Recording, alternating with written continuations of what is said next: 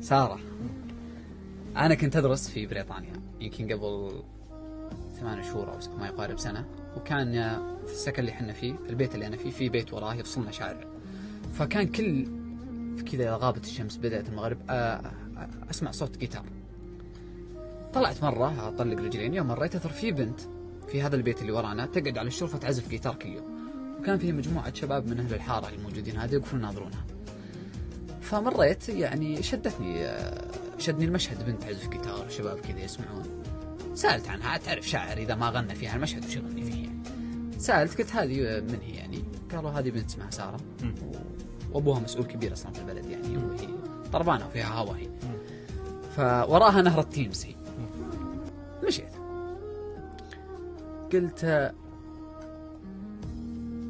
حارة إن أحبها والله يا هي حارة، كل يوم أمرها من مرتين المرة.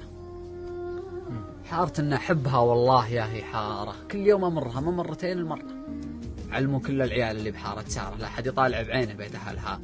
مرة بنت عود ما يعرف الذنب والكفارة، إنجليزي كبير بوجنته محمرة، وامها روسية في موسكو بحارة، تجمع اللول وكبرت وانجبت للدرة. من يعلمها يقول إني وريث أمارة، لا تحسبني من اللي يتبعونه الجرة. ومن يعلمها يقول إني وريث أمارة، لا تحسبني من اللي يتبعونه الجرة. علموها إني كريم ما طفى ناره، من شبابه يرجى خيره ويكفى شره. لا هدى صوت المدينة جرة القيثارة، من هواها كل لحن تعزفه.